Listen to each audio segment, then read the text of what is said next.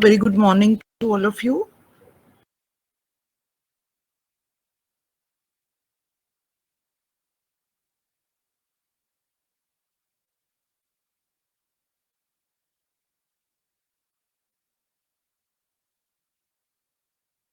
Yes, children, before we start with the next topic, let's take a quick recap of what we have done till date. Fine. We have started with the reconstitution part of the unit partnership. Fine. We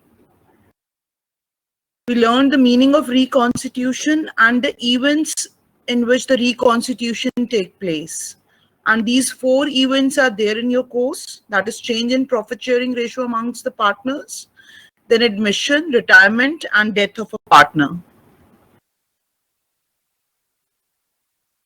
For this, I took an example that suppose there is a firm which started its business on 1st April 2000. And after 19 years, the balance sheet of the firm appears like this. And on this date, the firm is reconstituted due to any of the reasons. So the same balance sheet will not be carried forward as it is on 1st April 2019. There are some accounting treatments to be done on the date of reconstitution, and we have to learn about those 5 accounting treatments. Fine. And these accounting treatments are: first, change in profit sharing ratio, goodwill, reserves, preparation of revaluation account, and capital adjustment. Fine. In all these 5 accounting treatments, some of the treatments are same for all the types of reconstitution. Like I told you, that valuation of goodwill is going to be in the same way in all the types of reconstitution. It will be the accounting treatment that will change in every type of reconstitution. Valuation of goodwill will remain the same. So we have learned that there is going to be a change in the profit sharing ratio when the partnership is reconstituted. Fine. One or more partners may be gaining and others are sacrificing. Then the goodwill valuation part is common in all the types of reconstitution. It is the accounting treatment that is going to be different. So we have studied about the valuation of goodwill. Goodwill, as I told you, it is the ability of the firm to earn higher profits than the normal profits or than the others are earning in the same industry. So it is the ability to earn higher profits other than over and above the normal profits, and it is an intangible assets. Then accounting standard 26 is important. Fine. It is the purchase goodwill that we record in the books of accounts and not the self-generated goodwill. And what we are learning is the valuation of self-generated goodwill. Then you should know the factors affecting the goodwill and the need for valuation. Need for valuation is of course the same, the types of reconstitution. And then comes the methods of valuation. We have studied 5 methods. One is average. Basically, broad classification is 3 methods: average profit, which is further categorized into simple average and weighted average, then super profit method, and then capitalization method. And under capitalization method also we have 2 methods: capitalization of average profit and super profit. Fine. You will be given by which method you will have to value the goodwill. We saw few illustrations of valuation of goodwill from NCERT. Today we are going to take just 2-3 illustrations from the textbook T.S. Grewal, so that you have clarity about the valuation of goodwill.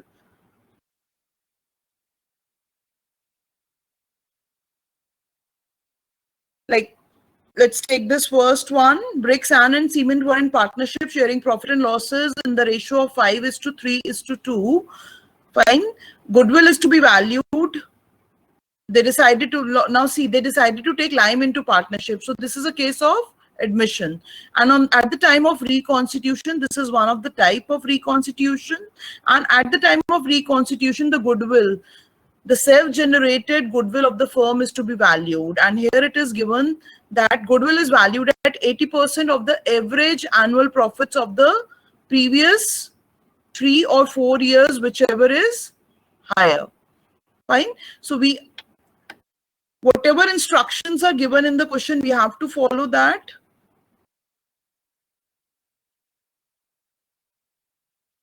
Just a second.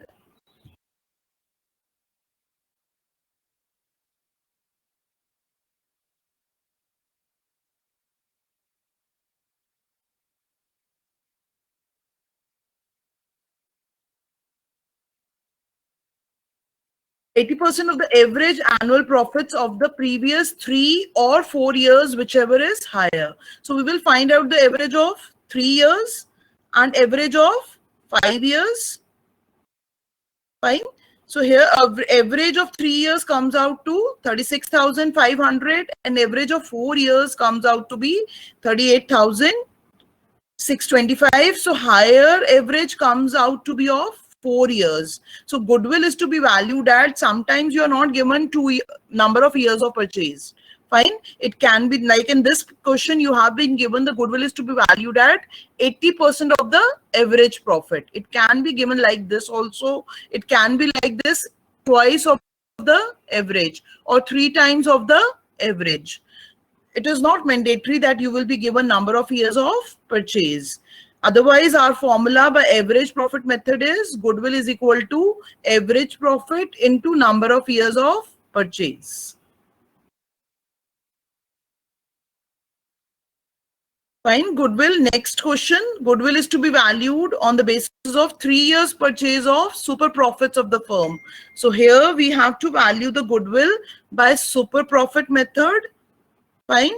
And how do we calculate? Let's recall, how do we calculate super profit? We calculate super profit, average profit minus normal profits. Fine. Average profit, we will calculate the average of these 4 years, and normal profits is 20%. Normal rate of return is 20%.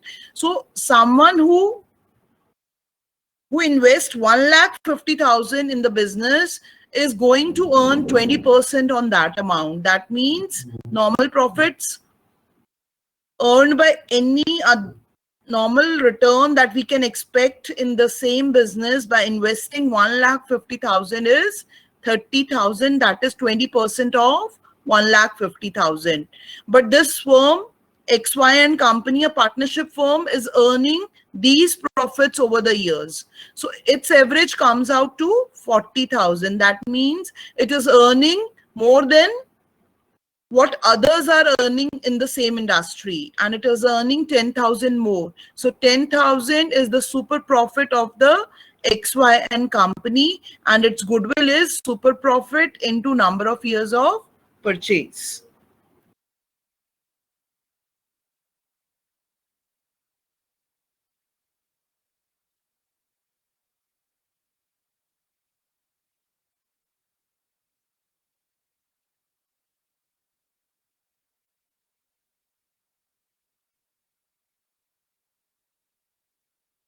Fine.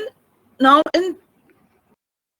you might be given to calculate the goodwill, or you might be given the goodwill and you have to find out the average profit. The formulas will remain the same. You have been given the goodwill, like in this question, the firm had an assets of 75,000 including cash, and its creditors amounted to 5,000 on that date. The firm had a reserve fund of 10,000, while partners' capital account showed a balance of 60,000. If the normal rate of return is 20% and goodwill of the firm is valued at 24,000 at 4 years purchase of super profits, find the average profit per year of the existing firm. Fine. So goodwill is given to you. We know how to calculate. So we will move in a reverse order to find out the average profit. Here, you just have to see the capital employed. Normal profit is equal to normal rate of return into capital employed. Capital employed can be calculated both ways, by asset approach as well as liabilities approach. Suppose I follow the assets approach. The capital employed will come out to be 75,000 including cash, and cash has to be taken. 75 minus outside liabilities, that is 5,000. It comes out to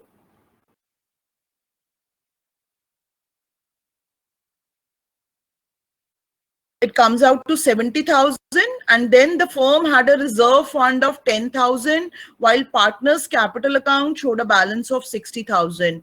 So capital employed by liability side approach is equal to capital plus reserves and surplus. So this also comes out to 70,000. So this is just to show you that capital employed is equal to assets minus outside liabilities, or it is equal to capital plus reserves and surplus.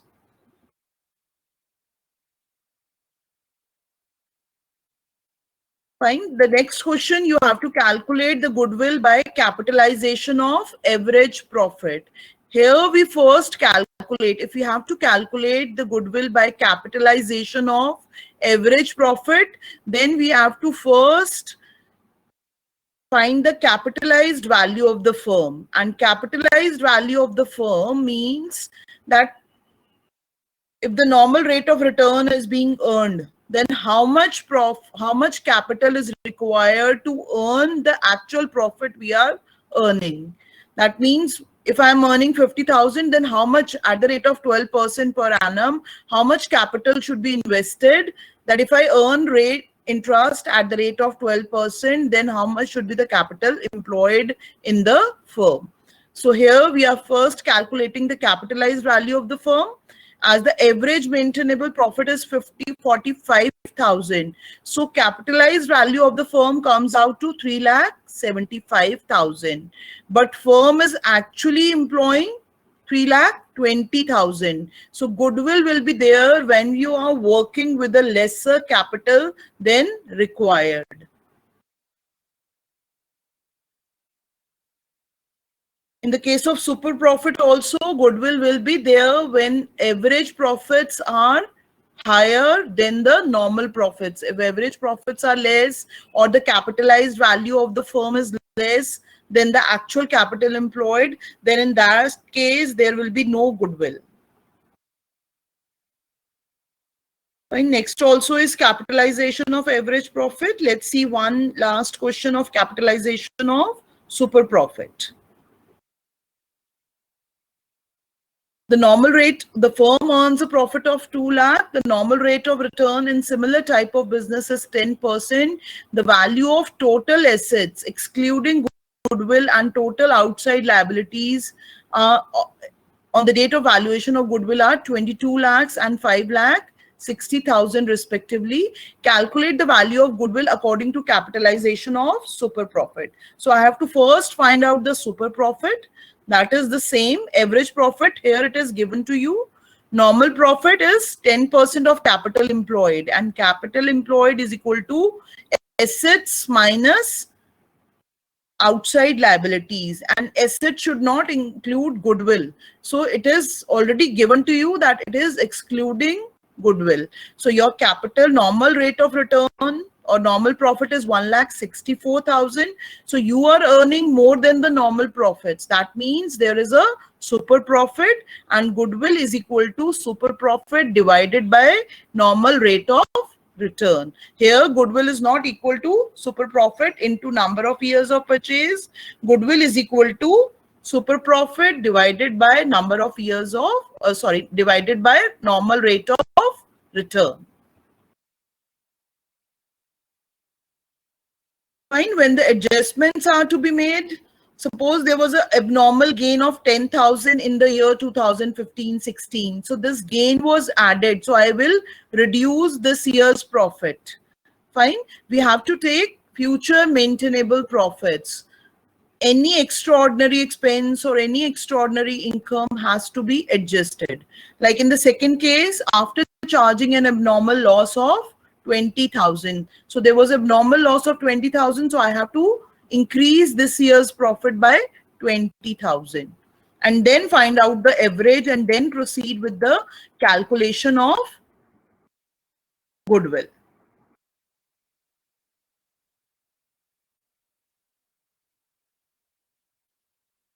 Fine.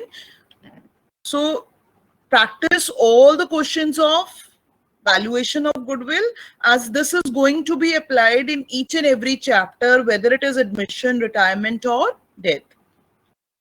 And you can get a separate question also on the valuation of goodwill.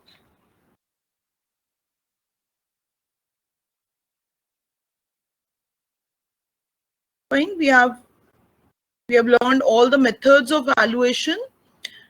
Now the next thing that you have to study for the reconstitution is treatment of reserves. Let me come to the balance sheet once again.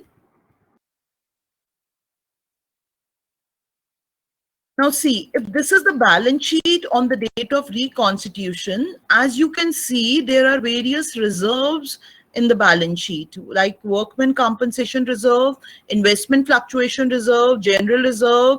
You have studied about provisions and reserves in class 11th. Now this knowledge about the provision and reserves has to be utilized. Let us recall what are reserves. Reserves are the appropriations out of profits which are made for unknown liabilities, and provisions are charges against the profits which are made for known liabilities, the amount of which is not certain. Fine. And then we have studied two types of reserve. One is general reserve and others are specific reserves. So you can see in this balance sheet there is a general reserve and there are specific reserves like workman compensation reserve and investment fluctuation reserve. Fine. So this is all about provisions. You can see one provision also in the balance sheet, provision for doubtful debts. But right now we are just learning about these reserves. Fine. Now suppose this balance sheet is on 31st. Now this balance sheet is on 31st March 2019. Suppose the reconstitution is taking place. Fine. A new partner is being admitted into this firm. Now, if the new partner is admitted into the firm and if I don't do anything with these reserves, then what will happen? These reserves, if not utilized for any purpose, are distributed amongst the partners, will be distributed amongst the partners in future. Fine. So if a new partner D is admitted into the firm and these reserves are not distributed right now, so in future when these reserves will be distributed, D will also get share in these reserves. Fine. So D is getting the share in the profits, as these reserves are appropriations out of profit. So D will get the share in these reserves, fine, which have been earned in the year in which he was not a partner in the firm. So whenever the reconstitution take place, we do not want that these reserves should go to the new partner. Or if any partner is leaving the firm, he will not leave his share in these reserves, because once he has left the firm and these reserves are later on distributed, he will not get the share in these reserves, and these reserves have been created out of the profits which have been earned in those years when he was a partner. Fine. So we have to do the accounting treatment of all these reserves plus any undistributed profit or any undistributed losses. You can see I'm highlighting these which require the treatment, the items which require the treatment at the time of reconstitution. One is, this is a specific reserve, and then we have investment fluctuation reserve. We will be discussing in detail these types of reserves. So these are your specific reserve. These are your general reserves, and this is undistributed profit. Any balance in profit and loss account which has not been distributed amongst the amongst the partners through P&L appropriation account, that is undistributed profit. Similarly, there can be an undistributed loss, and then this is advertisement suspense is your expenditure which has not been written off, that is deferred revenue expenditure. So we have to do the treatment of all these items as when the reconstitution take place, or all the profits and losses which are standing on the date of reconstitution should be distributed amongst the partners on that particular date. That is, they should be distributed amongst A, B, and C. Fine. So let us see the treatment that we are going to do.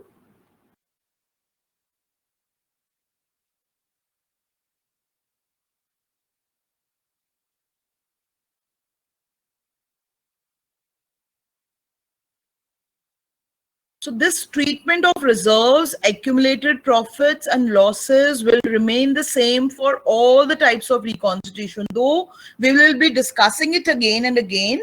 But for your knowledge that in each chapter there are not going to be new concepts every time. Some concepts are going to be repeated, fine, and this is one of them. Like general reserve or accumulated or any undistributed profit or losses should be distributed amongst the old partners in old ratio. Fine. If A, B, and C are partners and D is being admitted, then all the reserves should be distributed amongst A, B, and C in their old profit sharing ratio. And if C is leaving the firm, if the reconstitution is type of reconstitution is retirement, then also the reserve should be distributed amongst the old partners. That means A, B, and C in their old ratio. And even if they are changing their profit sharing ratio, then also it should be distributed amongst A, B, and C in their old profit sharing ratio. So reserves have to be distributed in their old profit sharing ratio. Now, specific reserves. Specific reserves are created for a purpose. There is a difference between provision and reserve. Provision is for a known liability. Specific reserves, the amount of which is not certain, but it is sure that the liability will arise. But specific reserves are for the liabilities which are not certain. Fine. Reserves are created for liabilities which are not certain, like workman compensation reserve. If any worker gets hurt in the premises during the working hours, the firm might have to pay the compensation, and for this the firm create workman compensation reserve. Fine.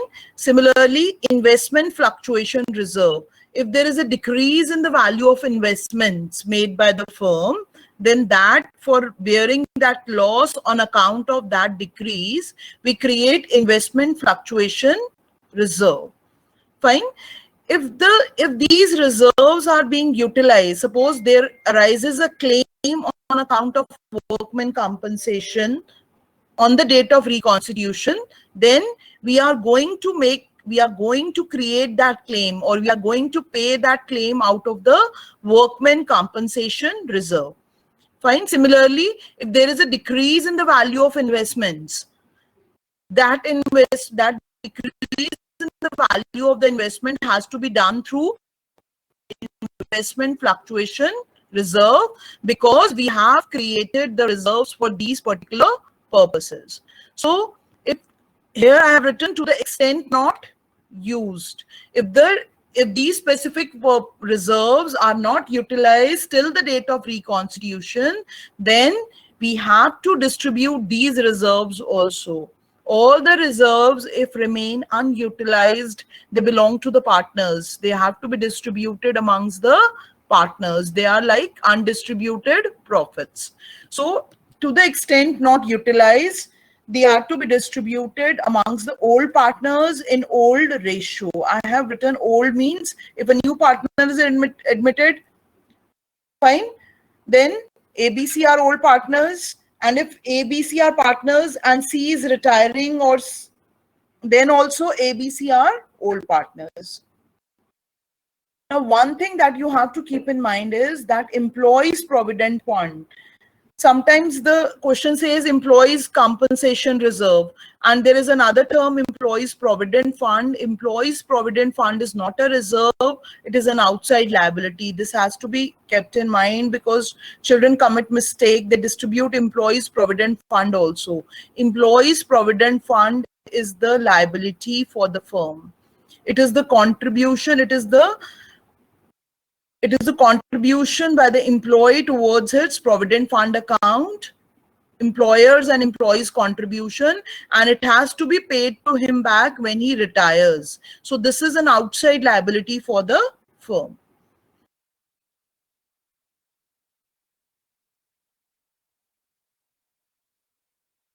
Now the general reserve, if any, appearing in the balance sheet on the date of reconstitution, or any credit balance of profit and loss account. As I showed you just now in the balance sheet, there was a credit balance, undistributed profits, or we can say accumulated profits. These are to be distributed amongst the old partners in their old profit sharing ratio. In the balance sheet which I showed you, there were three partners, A, B, and C. Now, whatever might be the type of reconstitution, whether it is change in PSR, admission, or retirement, these reserves and this balance in P&L account will be distributed amongst A, B, and C in their old profit sharing ratio.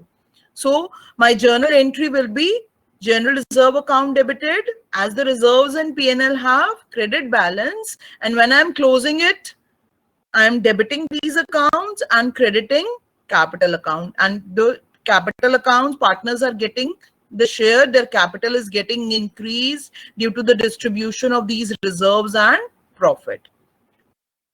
And this entry is reversed. You have to learn these entries. You can, whenever you are being asked to pass the journal entry, you should know the entries for the distribution of reserves. Fine. Now, when there are accumulated losses, there is a debit balance of profit and loss account, or there is an advertisement suspense account, that is a deferred revenue expenditure. So we have to distribute these also amongst the partners in their old profit sharing ratio. And as these have debit balance, so I have credited them when I have to close these accounts. Profit and loss account credited, advertisement suspense account credited, and these losses have been debited to partners capital account. It can be current account when we are maintaining the capital accounts by fixed method. Fine. So whenever I'm distributing the losses, my journal entry is partners capital account or current account debited to P&L account to advertisement suspense account. Fine. I have not distributed employees provident fund. So these reserves are distributed. The whole amount of these reserves or losses are distributed. But for specific reserves, we have to see if any part of that specific reserve has been utilized or not. So I'm taking an example. We had workmen compensation reserve of 50,000 in the balance sheet. Fine. Now, if on the date of reconstitution, there is a claim on account of workmen compensation, that is 30,000. Fine. The claim can be any amount. There is no claim, or claim can be. Now, I have created a reserve of 50,000 for workmen compensation. If any claim arises on account of workmen compensation, I have to create that liability from this reserve. Fine. Like we create provision for doubtful debts. If any bad debts arises, then I have to write off the bad debts from the provision first. Similarly, if any workman compensation claim arise, I have to first write it off from workman compensation reserve. Suppose if there was no reserve, the firm did not create any reserve or any provision, then any liability on account of workmen compensation or bad debts is written off through profit and loss account. Fine. So to reduce the burden on profit and loss account, we create provisions and reserves. Fine. So claim on account of workmen compensation is 30,000. So that this claim has to be, this liability has to be now created through reserve, as I have created reserve for this particular purpose. Now, when the claim is 50,000, when the claim is 50,000, then also this reserve has to be, this claim, this liability has to be created through workman compensation reserve. And there might be a case when there is no claim. In that case, we don't have any liability. Fine. And there might be a case when we have a claim liability more than what we have reserved or what we have created the reserve. In that case, to the extent of reserve, the liability should be created from this reserve, and the extra liability should be created from profit and loss account. Fine. So in each and every case, we are going to see the journal entries, but to the extent this reserve is not utilized for creating the claim, it will be distributed amongst the partners in the old profit sharing ratio. First case, our claim was 30,000. So workman compensation reserve, now this claim is a liability. Now the workman, some workman has been injured in the premises of the business during the business hour. He has claimed a compensation of 30,000. So that 30,000 liability has to be created from reserve. So my journal entry will be workman compensation reserve, because we, on the date of reconstitution, we are closing all the reserves account, whether general or specific. Fine. So specific reserve, if there is a liability, if liability has arisen because of this reserve, on account of this reserve, we are creating this liability, workman compensation reserve to workman compensation claim, and the unutilized portion of 20,000 has been distributed amongst the partners in the profit sharing ratio. I have taken the profit sharing ratio 3:1:1. Fine. So the undistributed portion, 20,000, has been distributed in their profit sharing ratio.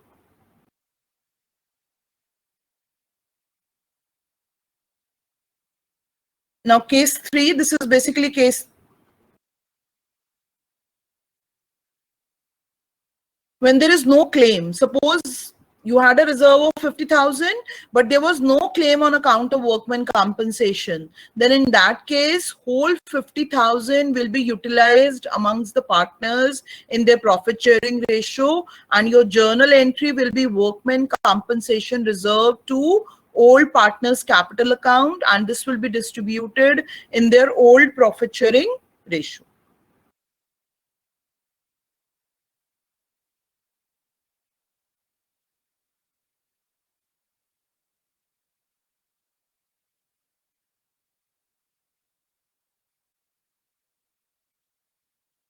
I think I have just repeated this. Now, when the claim is greater than reserve, when we have a claim, suppose we had a reserve of 50,000, but our claim was 70,000, then the extra claim that we are having, we can create only 50,000 of this from reserve.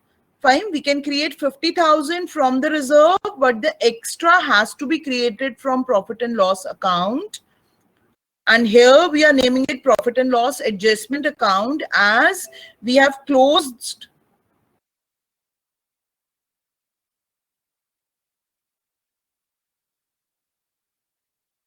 as just a minute, just fine, as we have closed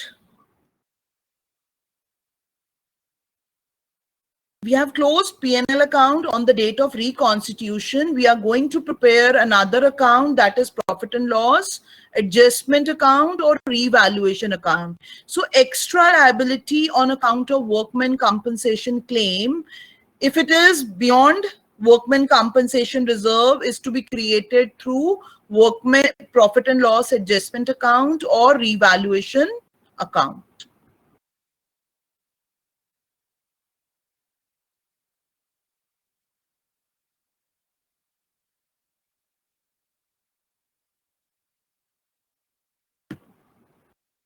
Suppose there is a claim on account of workman compensation is 50,000. If the claim is 50,000, then your journal entry will be workman compensation reserve to workman compensation claim. No amount will be distributed amongst the partners. Fine. So if you have a claim of 30,000, then 20,000 will be distributed amongst the partners. And if you have a claim of 50,000, then no amount, as the total reserve has been utilized for creating reserve. And if there is no claim, then the whole amount will be distributed. And if your claim is more than the reserve, then if your claim is more than the reserve, then the extra amount will be created, extra claim or extra liability will be created from profit and loss adjustment account, or we also call it revaluation account. So to the extent specific reserves, to the extent not utilized, is distributed amongst the partners. And one more thing, when you are being asked to pass the journal entry for workman compensation reserve, and there is a claim of, suppose there is a claim in the, like in this case, there is a claim of 30,000, you have to give this complete entry.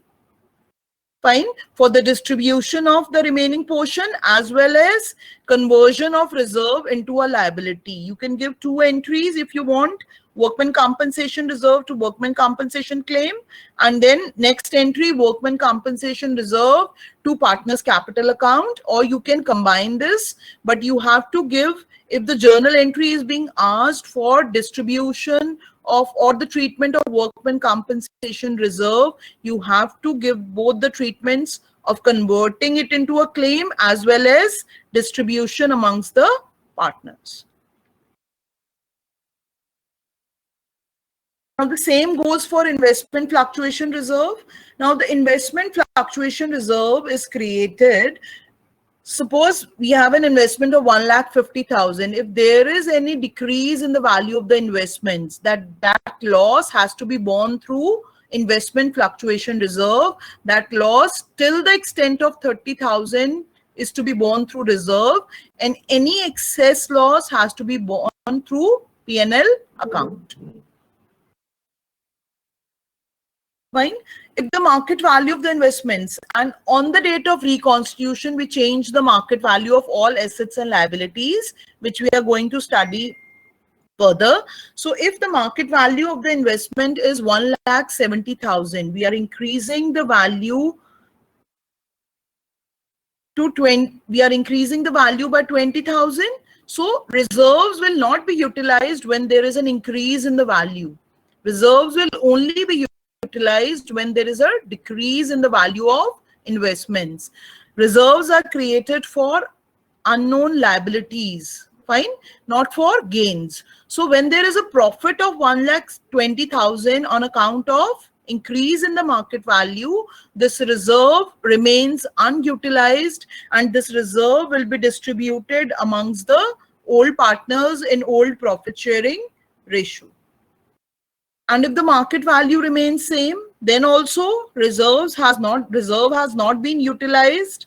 So this 30,000, complete 30,000 will be distributed amongst the partners. Now, third case, when the value is decreased to 1,30,000, that means there is a decrease in the value by 20,000. So I'm going to decrease this 20,000 from this reserve 30,000, and still 10,000 of the reserve remains undistributed. That will be distributed amongst the partners in old profit sharing ratio. And suppose the market value comes out, the decrease in the value of the investment is 30,000. That means the whole of the reserve has been utilized.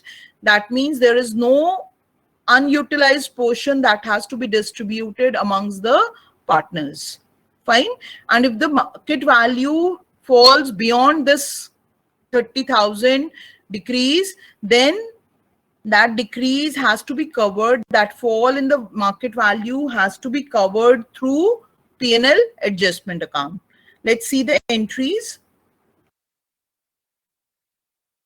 First case, when the market value has increased. So the reserve has not been utilized. Reserve has been distributed amongst the partners in profit sharing ratio. I have taken the profit sharing ratio 3:1:1. You can take whatever profit sharing ratio will be given in the question, you will be using that profit sharing ratio. Fine. Second case also, the reserve has not been utilized as the market value. There is no change in the market value. So reserve of 30,000 has been distributed amongst the partners in their old profit sharing ratio. So when reserves are distributed, whether it is general reserve, WCR or IFR, reserves are debited and partners capital account is credited. Reason, reserve is a liability, it is decreasing, it is debited, and partners capital account are increasing, so their increase in capital is credited. Third case was market value of the investment is 1,30,000. Market value has fallen by 20,000. Fine. From 1,50,000, the market value has now come to 1,30,000. So I have to bring investments. I have to decrease the value of investments by 20,000. Fine. I have to completely write off this reserve by 30,000. That is why I have debited investment fluctuation reserve by 30,000, and investments are to be decreased. When assets are to be decreased, they are to be credited. Fine. The rules of the journal should be very clear to you. To investments, 20,000, and the rest 10,000 of the reserve has been distributed amongst the partners in old profit sharing ratio. And the last case, when the fall in the value is 30,000, the whole of the reserve has been utilized for decrease, for making the decrease in the value of the investments. No reserve has been distributed amongst the partners. Yes, there was one more case when the decrease is more than the reserve. Then suppose the decrease was 50,000. So this decrease has to be covered 30,000 from investment fluctuation reserve and 20,000 from profit and loss adjustment account.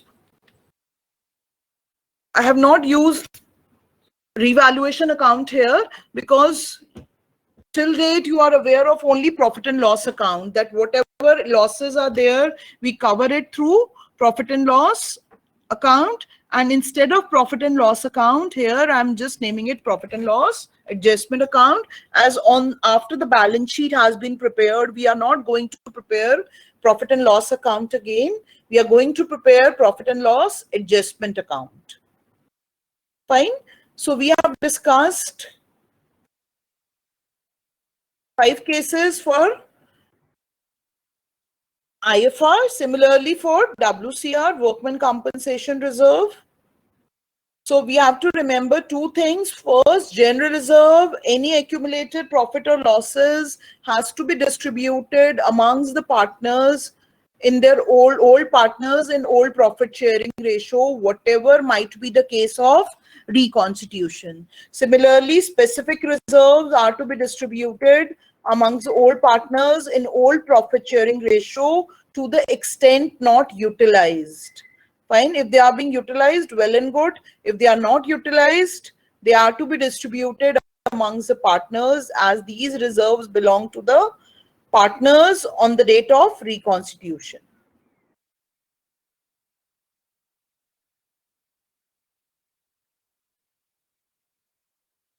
Now let me take you to the balance sheet once again. We have discussed that these reserves belong to the partners. As we discussed, that the reserves appearing on the date of reconstitution belongs to A, B, and C, as they have been created out of the profits which were earned by A, B, and C. Similarly, let's take an example. Land and building, you can see it is appearing at 6 lakh in the balance sheet, and we record all the assets at historical cost concept. All the assets have to be recorded at cost at which they are purchased. Now suppose the market value, this land was purchased in the year 2000, and now when this land and building was purchased, when this partnership firm was established in the year 2000. So it was bought for 6 lakh, and we keep on recording this land and building for 6 lakhs. Fine, as we are following historical cost principle. But now on 31st March 2019, when reconstitution is taking place, the value of land and building has increased to 60 lakhs. Fine. This has increased to 60 lakhs. And C is leaving the firm because of the reconstitution. The type of reconstitution is retirement, and C is leaving the firm. Will he leave this profit of 54 lakhs that the firm is having on account of increase in the value of land and building? Value of land and building has increased from 6 lakhs to 60 lakhs. So when he is leaving the firm, he will take the value, he will take his share in this also. And if a new partner is admitted and we do not change this value from 6 lakh to 60 lakh, what will happen in the future? Suppose this asset is sold. The profit on account of this asset will be distributed amongst all the partners, including the new partner. Fine. So A, B, this will be in injustice to A, B, and C, who has invested this amount in land and building. So the profit arising on account of any increase in the value of assets belong to all the partners. Similarly, if there is a loss also on account of any asset, that also belongs to the old partners on the date of reconstitution. So on the date of reconstitution, we have to revalue all our assets and liabilities. Fine. We have to revalue all our assets and liabilities, and any profit or loss on account of that is to be distributed amongst the old partners in old profit sharing ratio. So for that, we prepare revaluation account.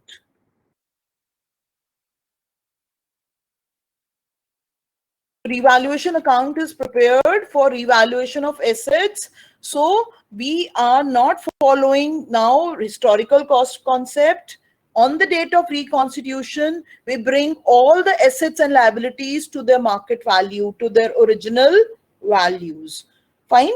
And a new balance sheet. So on 1st April 2019, when a new agreement has come into account, a new partnership agreement has come into force, so that on that particular date, the assets and liabilities will appear at market value. But till date, the assets and liabilities have been appearing at historical cost. But when the firm has been reconstituted, all the assets and liabilities will appear at their market value or their new value. So we have to revalue all the assets and reassess all our liabilities. And for this, we prepare revaluation account. Before I proceed with the revaluation account, you have to learn the entries also for passing the revaluation account, though in most of the cases we get to prepare the revaluation account, but we can be asked to pass the journal entries as well. So we have to know the journal entries as well as preparation of revaluation account. And preparation of revaluation account is same. Like in the case of reserves, I told you that the treatment of reserves will remain same in all the types of reconstitution. We will just be revising those concepts. Fine. Similarly, revaluation account also, preparation of revaluation account will remain the same, whether it is admission, change in PSR, or retirement. So we will be doing it thoroughly, the preparation of revaluation account. Whenever there is an increase, like I said, the value of land and building has increased from 6 lakhs to 60 lakhs. So if I have to increase the value of asset, the basic rule of journal says any increase in the value of asset has to be debited. So asset has to be debited, then what is to be credited? We have to credit revaluation account, and this is also known as profit and loss adjustment account. Fine. So what I talked about workman compensation reserve was more, it has to be created through revaluation account. Fine. So assets, any increase in the value of the asset. So if I'm passing the journal entry, asset account debited to revaluation account, that is why I'm posting on the credit side of the asset account by assets increase in value. Fine. If there is a decrease in the value of land and building, suppose the value of land and building is instead of 6,40,000, the market value of the land and building has fallen to 5,50,000. I have to decrease the value, and decrease in value of the asset is to be credited, and revaluation account, and which account is to be debited, through which account we are going to account for that loss, that is revaluation account. So your entry will be revaluation account debited to asset account. That is decrease in the, if there is a decrease in the value of asset, your entry is revaluation to asset. It can be any asset. I'm taking an example of land and building. It can be any asset, machinery, stock, investments. It can be any of the assets. Fine. Now, if there is a decrease in the value of the liability, suppose some creditors are not to be paid. Reason might be any. If some creditors are not to be paid, then my liability is decreasing, and decrease in liability is to be debited.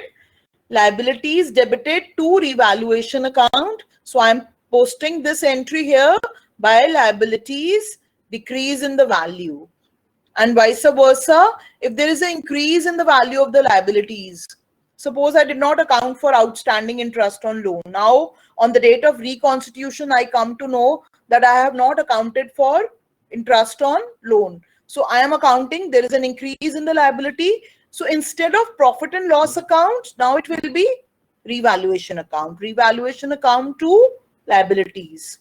So increase in the value of the liabilities is recorded on the debit side, because I'm passing the entry revaluation account to liabilities account. Fine. I have made these faces.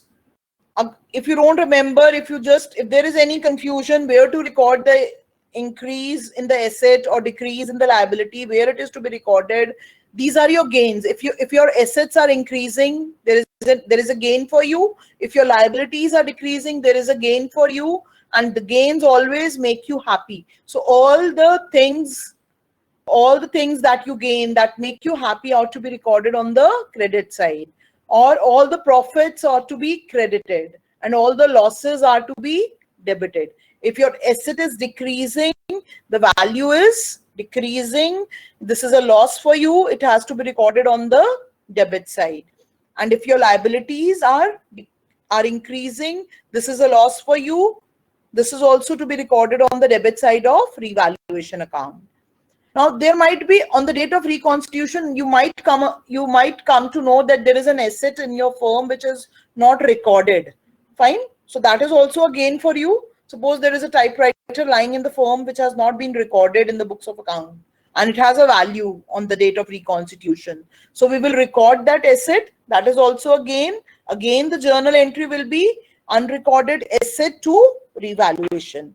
Similarly, there can be an unrecorded liability also on the date of balance sheet. If I'm recording unrecorded liability, then my entry is revaluation account to unrecorded liability. Now, I might be paying for getting the revaluation done of my assets and liability. I might be paying some revaluation. I'm appointing a revaluer and I'm paying some fees to him. For that, if I'm bearing any expenses on account of revaluation, then entry is revaluation account to cash. Fine. That is for paying the revaluation expenses. So in brackets, these are the narrations for the journal entries. And sometimes at the time of revaluation, for getting the revaluation done, we appoint one partner to get the revaluation done, and he's paid a remuneration for that. If I'm paying the remuneration to the partner, my general entry is revaluation account debited to partner's capital account. Fine. For remuneration, And then at the end, we calculate the profit, net profit or loss on account of revaluation of assets and reassessment of liabilities, and the net profit or loss. It can be profit. If there is a profit, it is distributed amongst the old partners in old profit sharing ratio. Similarly, losses are also distributed amongst the old partners in old profit sharing ratio. There can be a net loss or a net profit on account of revaluation of assets and liabilities. Fine.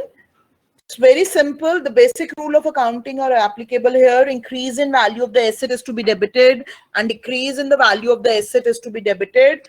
And the next portion, what will be credited? It will be revaluation account. And if you're decreasing the value of asset account is being credited. What is being debited? Revaluation account. And if you are paying any expense, so your journal entry is basically we pass the entry expense to cash and then P&L account to expense. This is what we used to do. We used to pay the salary. We used to pass the entry P&L salary to cash and then P&L to salary. Fine. But now we are passing the direct entry because on 31st March, when the reconstitution is taking place, we are going to prepare just one single account, that is revaluation account. And all the entries, all the adjustments, whether on account of increase or decrease in value of assets, any expense has to be done through that revaluation account. So for the paying the expense, we are passing the entry revaluation to cash, and for paying remuneration to partner, we are passing the entry revaluation to partner's capital account. What will be the journal entry? Think of the journal entry for the distribution of profit on account of revaluation account. What will be the entry? Yes. If I'm distributing the profits, entry will be revaluation account debited because credit side total will be more. Revaluation account debited to partner's capital account. And it will be reversed when I'm distributing the losses. The partner's capital account debited to revaluation account. While preparing revaluation account, you have to read the statements very carefully. Because whether there is an increase in the value of the asset or whether there is a decrease in the value of the asset, by how much amount the value is increasing or decreasing, that has to be read carefully. Fine. So you have to read. This is one of the balance sheet I have taken for the preparation of revaluation account. I'll be sending you this PDF. Fine. For the next class, just go through this and be ready with that by how much amount.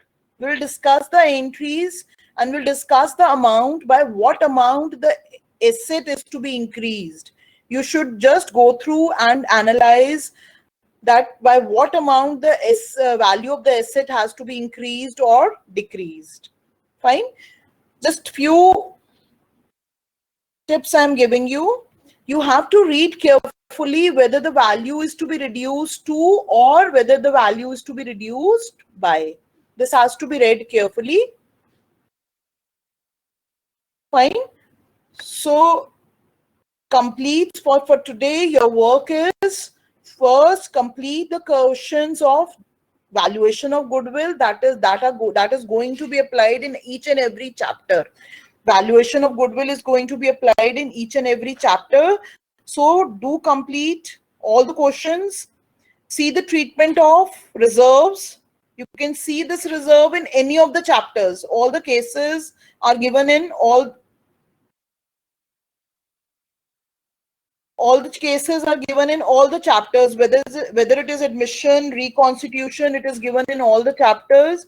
You can go through the treatment of reserves. And the last is just go through the format of revaluation account. Fine. And this PDF that I'll be sending, just analyze the amount by which the revaluation account will be debited or credited. We'll discuss each and every part of it in the next class. And one more thing, children, there is a revised edition of NCERT. Fine, there is a revised edition of NCERT that has been uploaded for the year 2020-21, and there are some changes in that. So do download. I'll discuss the changes later on, but do download the new edition of NCERT for the year 2020-21 that has been revised. Fine. It's not available in the market, just download it.